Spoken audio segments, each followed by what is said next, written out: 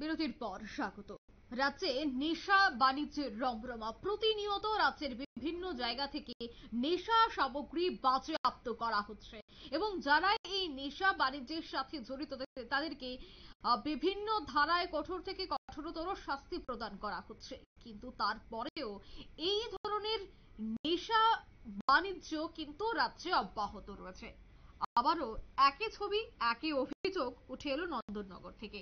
জানা গেছে নন্দননগরের Auxilium school সংলগ্ন থাকচাং রেসিডেন্সিয়াল কমপ্লেক্সের ভেতরেই পরিত্যক্ত একটি ঘরে 30 থেকে 35 বস্তা এসকফ এবং একাধিক নেশা সামগ্রী উদ্ধার করেছে এনসিসি এবং জিবি আউটপোস্ট এর ওসি সুব্রত বর্মনের নেতৃত্বে বিশাল পুলিশ বাহিনী। এই এসকফ গুলির বাজার মূল্য আনুমানিক 10 থেকে 12 লক্ষ টাকার উপর হবে বলেই তিনি জানাচ্ছেন। তবে এই মুহূর্তে কাউকে আটক করা সম্ভব হয়নি। আপনারা যে ছবি দেখতে পাচ্ছেন, বিপুল পরিমাণে এসকফ উদ্ধার করা হয়েছে 10 থেকে 12 লক্ষ টাকার। পরিত্যক্ত একটি জায়গা থেকে নন্দননগরের অক্সিলিয়াম স্কুল সংলগ্ন খাকচাং রেসিডেন্সিয়াল কমপ্লেক্সের ভেতর থেকেই সেই জিনিসপত্র এবং নেশা সামগ্রীগুলি উদ্ধার করা হয়েছে। কি বলছে পুলিশ আধিকারিকরা, এখনো পর্যন্ত তদন্তে কতটা গতি এসেছে, বিস্তারিত জানাচ্ছি।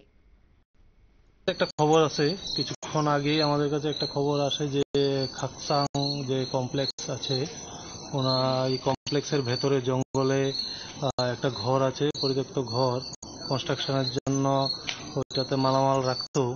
তো ওই ঘরে কিছুক্ষণ সন্ধ্যাবেলা একটা গাড়ি আসে এবং কিছু বস্তা ভর্তি কিছু জিনিস ওখানে আনলোড করে। তো নিকটবর্তী যারা বসবাস করেন ওনাদের সন্দেহ হয় এবং ওনারা জিনিসটা খুব লক্ষ্য করে ওনারা ভেরিফাই করে দেখেন যে কিছু মাল এখানে আনলোড করা হয়েছে। তখন পুলিশকে খবর দিলে আমরা আসি, এসে দেখি যে বস্তার মধ্যে কিছু এনডিপিএস কফ সিরাপ ওখানে বস্তা ভর্তি অবস্থায় আছে। মোটামুটি 30 থেকে 35 বস্তা ওখানে বস্তাবন্দি অবস্থায় আছে। তো আমরা এগুলো এখন কাউন্ট করে দেখব। অনুমান আমার মনে হচ্ছে 4,500 থেকে 5,000-এর মতো হবে।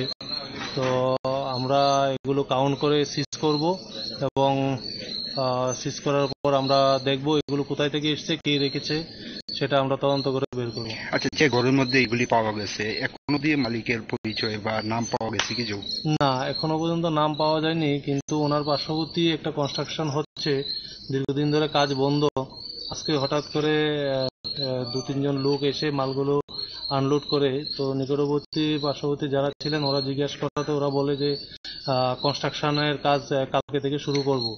তো ওনারা যখন একটু কথাবার্তা জিজ্ঞেস করছে তখন ওই ছেলেগুলো পালিয়ে যায়, ওনারা আইডেন্টিফাই করতে পারেনি।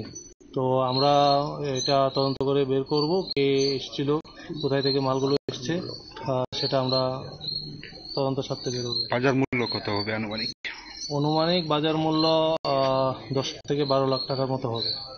পাশেই একটা বিল্ডিং আছে, এই বিল্ডিং এর মালিকের পরিচয় পাওয়া গেছে? হ্যাঁ, আপনারা শুনলেন পুলিশ আধিকারিকের বক্তব্য। এখনো পর্যন্ত কাউকে আটক করা হয়নি। তবে নন্দননগরে এই পরিত্যক্ত জায়গায় এত নেশা সামগ্রী এলো কোথা থেকে, এই বিষয়গুলি নিয়ে কিন্তু এখন তদন্ত চলছে। কারাই এই ব্যবসার সাথে যুক্ত রয়েছে এবং প্রতিনিয়ত রাজ্যে এবং বহিরাজ্যে এই নেশা সামগ্রী পাচারের পেছনে কোন মাস্টার মাইন্ডরা কাজ করছে, সমস্তটা বিষয় কিন্তু তদন্তে বেরিয়ে আসবে। নিয়ে নিচে ছোট্ট একটি বিজ্ঞাপন বিরতি।